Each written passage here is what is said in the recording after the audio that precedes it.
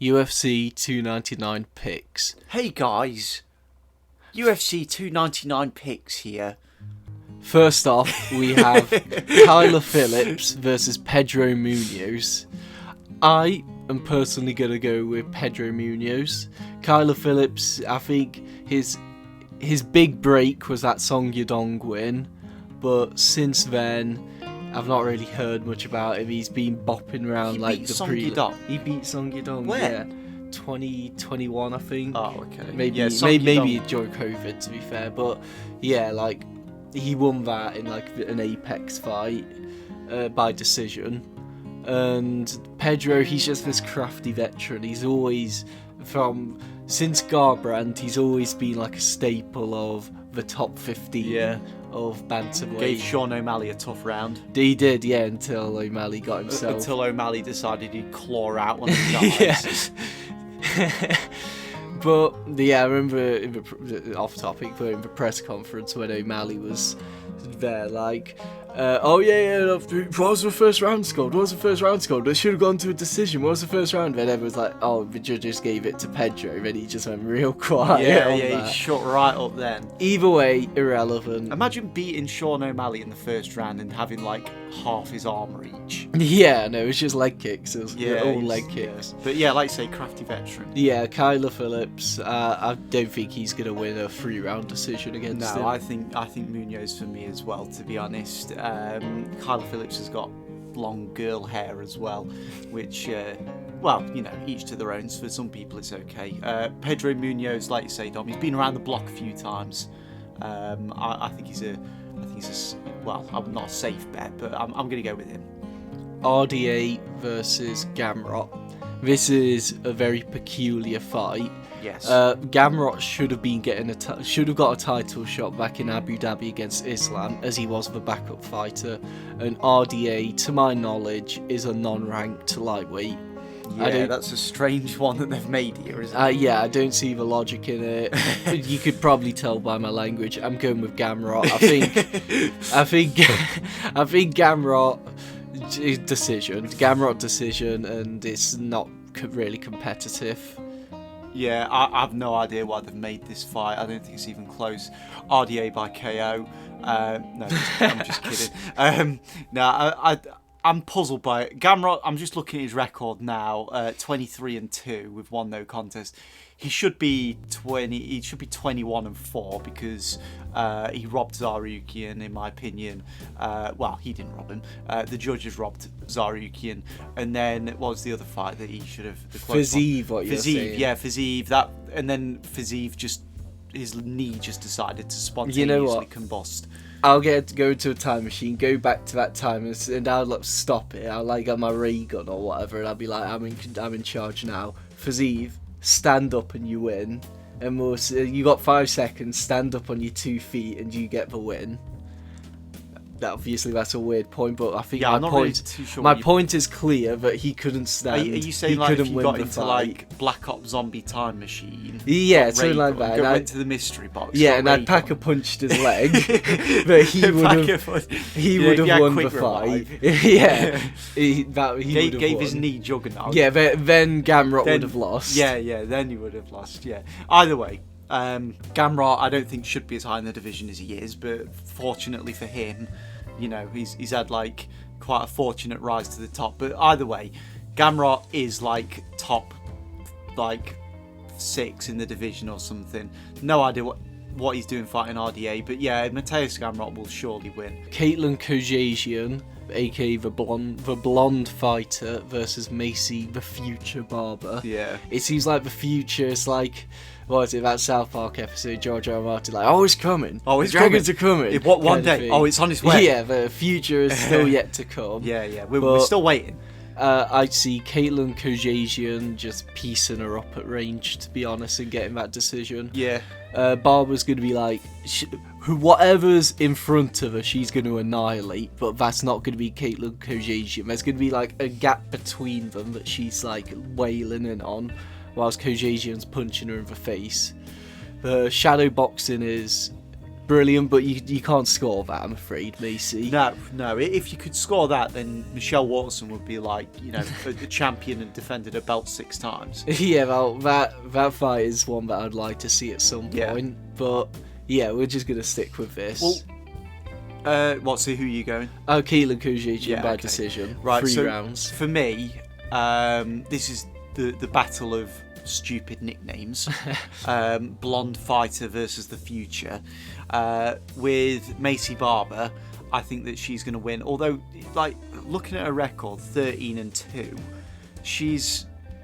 I mean, let's be real. I was under the impression that her record was way worse than that because of what a lackluster career she's had so far. And she's robbed a few people. She's robbed them. Some robberies go in her favour, hasn't she? I think that Macy Barber will win this. She's looked good in the last few fights. I think that she's got momentum on her side. Caitlin Caucasian is very much on the downward slope, should we say. She's hit the wall. I think that she's going to lose this, and Macy Barber's going to win a decision. Next, we have Almeida versus Blaydes. This one's probably the closest of all 4 of them, in my opinion. But I like how Blaydes was seen as like the boring heavyweight, just like take everyone down, and he's gone a long way. He's improved his striking. He doesn't have that anymore. Almeida's now coming in with that title. Yes. After that Derek Lewis fight, which pained me to watch. That was genuinely up there with like the Rose versus Carla Esparza kind of stuff, because it's like with Rose Esparza, at least they weren't doing anything. Almeida's like got him in like a position where he could just like destroy him, and he's just like not doing anything, which is more frustrating. I have Blaydes winning by decision. Almeida could just take him down, sit on top of him like he did last time, but Blaydes is he's more well-rounded. He's gonna piece him up on the feet, and if it goes to the ground, I think Almeida's gonna have a bit of trouble. Yeah, I think I'm gonna go Blaydes as well. I think with Jailton Almeida, he's good, and I think it'll be interesting if he does win to see him fight against some of the more top guys. But like you say, Dom, Blaydes very well rounded. I can see him getting it done. He may, I don't know. I would love to see a stoppage. But I'm gonna. You know what? No, actually, I'm gonna go Blaydes to win by KO. On the feet or ground and pound? He'll knock him down and then ground and pound him, and then it'll be like a weird Mark Goddard stoppage. Yeah, where he gets in their face and whatnot. But next, to start the main card, Song Yadong versus Peter Yan. Song Yadong's good. He's on a pretty good run at the moment, and by good run I mean just having good fights and whatnot. Yeah. Being competitive and winning quite a bit of them. But Yan, I think he's on a bad run at the moment, but this is where he's going to turn it back. I think Yan's going to be able to piece him up and win a decision. It might not be the clearest decision, but I think he's going to win a decision unanimous. Now this one hurts a little bit because I've got a special place in my heart for Song Yadong. I really like him. He's a cool guy. He's got a cool set of eyebrows on him. That record as well. He's got a proper, he's learned from his losses. He's on a good, he's on a good win streak at the minute. I do think that with Peter Yan, he's on sort of a downward slope, but he's been very unlucky in his last few fights. Got robbed against Sean O'Malley in most people's opinion. Nightmare matchup against Merab, although he was favourite heading into that. Stupid against Sterling. Then stupid against Sterling. Then stupid against Sterling.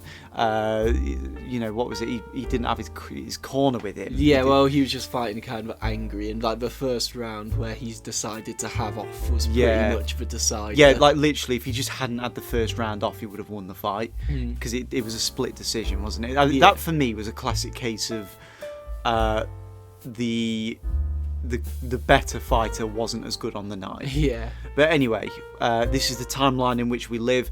I want both guys to win because I really like Song Yadong. Also, Peter Yan is he's the bad guy basically, but like I've got a lot of time for it. I think Peter Yan will win. I think that he will win a very clear decision, 29-27. No, 29-28, and and then I think that he will reclaim the bantamweight title next year. Then now we've got Gilbert Burns versus Jack Della Maddalena. This one it's a weird one to pick because Gilbert, obviously, I think his last fight was a loss against Bilal. He tore his bicep or something. Something like that. But Gilbert's like, you don't know if he's like on a downward spiral. Jack Della Maddalena is, on his way up in a sense.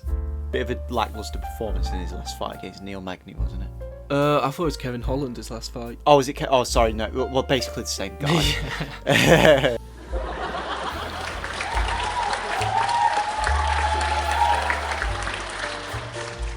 Sorry, I just hijacked your prediction. No. Well, I'm going to go with Gilbert Burns to win by decision. Yeah. Well, Gilbert Burns is an absolute giga chad, and he holds a very special place in my heart after the Chimaev fight. Also, he posted on his Instagram story or one of his social medias, "The obstacle is the way." Also, he had one interview where he basically said, "Yeah, I was listening to your guys' criticisms," and then he plugged up some holes in his game. Most fighters are like, "No, shut up!" They to beat them up. Yeah, they refuse to believe the criticisms, whereas Gilbert Burns actually takes them on board. So I feel like if anybody can turn it around, I think it's him. Jack Della Maddalena, I do like him. I think he's good. I think he is a future top contender in the division. I just think that Gilbert Burns, being the veteran and being able to... He's still... I think he's towards the end of his prime, but I still think he is in his prime. I think Gilbert Burns gets it done. Decision, KO? Decision, yeah. Then we've got the wild card matchup. Kevin Holland versus MVP. This is like you say, the wild card. The wild card, yeah. So I feel like the fun fight. Kevin Holland's basically the MVP of the UFC, and now they've just kind of got these two fighting against each other. I think Kevin Holland's gonna win. I think he's gonna win by... I think he's gonna stop MVP, to be honest. I don't know how. I can't predict how it's gonna go. I just think Holland's gonna just get the better of the exchanges, to be honest, and I think it will be probably fight of the night. Saying probably quite a lot, but it'll probably be fight of the night. Yeah. I'm thinking he's gonna stop him in round 2, maybe round 3, and it's just gonna be one of those situations where it could have gone either way. I think that... Yeah, I think you're pretty much on the money with that. I think, however, that... Wait, why does it say Michael Venom Page is undefeated? No, don't listen to Google. That's silly. Anyway, I think... it's a tough one. I think Kevin Holland gets it done. I think he actually stops Michael Venom Page. I'm not totally convinced on MVP's chin. So, yeah, I'm going to say Kevin Holland stops him. Anyway, to the co-main event, Dustin Poirier versus Benoit Saint Denis. I'm going to go with Dustin.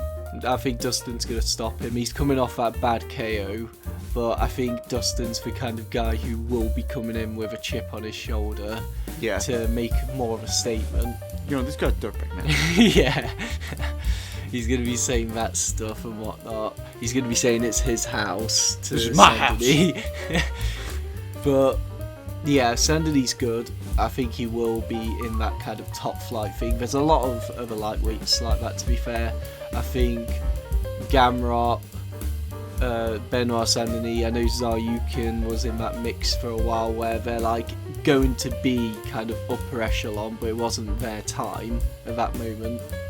And I think that's going to be pretty much the case with Saint Denis. I think he's going to lose this one but come back stronger. I've got Dustin Poirier. Is it 3 or 5 rounds? I get mixed up with this one.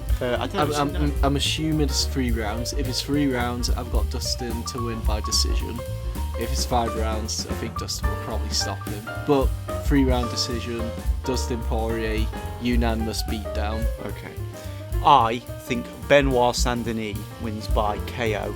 I think that there's a very good video out there called Dustin Adjusting, where Dustin keeps on adjusting his shorts, and I think that he's going to adjust his shorts exactly 5 times until Benoit Saint Denis puts him out cold. Is it going to be like a Rocky situation where Yuno's not doing anything, then the coach screams at him and he just goes after Apollo? Is that what you're saying? He's going to adjust his shorts and like while he's like playing with his knob, and then that's when the strike comes in? Yeah, that's the cue to look out for when he's adjusting, and then he has a little play around with his knob. That's when Benoit Saint Denis strikes. Just a little one. Just a little, but that's all it takes. Yeah, split second. Yeah, exactly. You can't be sleeping. You can't be having a fiddle. Don't blink. Especially not when you're fighting Benoit Saint Denis. Anyway, I think Benoit Saint Denis puts him out cold, and that's basically the end of Dustin Poirier's claim as a legitimate top 5 lightweight.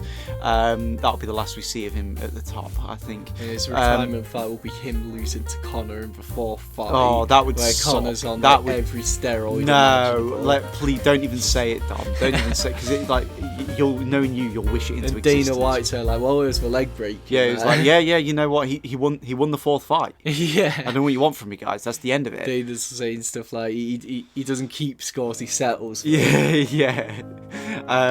Sean O'Malley versus Marlon Cheeto Vera. There we go, good. This one is surprisingly close in my opinion. I think Vera's one of those guys who, when he shows up, he's really good. He's already proven he can show up against O'Malley, but I think O'Malley's leveled up since. Between those two, I think O'Malley's leveled up more. I'm going to go with O'Malley getting like a 4th round stoppage where he just catches him. But I think it's going to be a fairly close fight compared to what most people would think. I think it's a tough one. For me, it's pretty evident that, not evident, but I'm very confident that Sean O'Malley wins. But it's just a case of, it's a 5-round fight. We've never seen Sean O'Malley go 5 rounds, have we? No, never. Marlon Vera, his skin is made of Kevlar. The guy doesn't bruise. He may just be able to outlast O'Malley. Yeah, that's a really good point. That is something that is a possibility. If Cheeto Vera becomes bantamweight champ, that would be pretty ridiculous. That would be awesome. But I'm going to go with Sean O'Malley. I think Sean O'Malley gets it done. He is... I love that whole thing he does when Bruce Buff's announcing him, as he says 1 loss and he puts up a 0. Yeah, then he does it with no contest now. Oh, does he do it no contest as well? Epic. So I think that he will win a points decision, but I think it's going to be a good fight. I think it's going to be a very good fight. Also, these two just do not like each other. I remember when they were facing off when this fight first got announced, and while Sean was walking backstage, he was talking about a little spot that you could see in Vera's eyes. He says, yeah, you still got that spot. I want it. And then he does like this thing where he pretends like he's reaching into Vera's eye and then like punches him, and like obviously not in Vera's face, but like as he's walking backstage, and like you can just tell by the way that he does, he hates this guy. Vera hates Sean O'Malley. These guys are just complete like nothing in common people. Like they really don't like each other. Antithesis, in a way. Yeah, kind of thing, I suppose. Like Vera's like a good dude. Vera's a good dude. Vera's like a really good father who's like fights to give his daughter like surgery so she can smile. Whilst O'Malley has his daughter sat on his lap whilst he's speaking about trying to like have a threesome with a streamer or something. Pretty much. So it's like. But then I'm rooting for Vera. I want Vera to win, but O'Malley was piecing him up in the first fight, even when he was on one leg. Either way, I still think that first fight is pretty irrelevant now, to be honest. Yeah, I mean, it is a very irrelevant fight for the most part. I think that perennial nerve kick, okay, that will not happen again. If that does happen again, I will eat a whole tin of asparagus or whatever comes in tins. It's a tin? Not the actual. No, I'm not eating the metal tin, Dom. No, I will eat a tin of like butter beans or something. We'll find out a tin of something. Comment what tinned item Charlie should eat. Make sure to like, comment. Make sure to like, comment what tin died to Charlie should eat, and subscribe. This has been our $2.99 picks. Yeah, it's been your boys.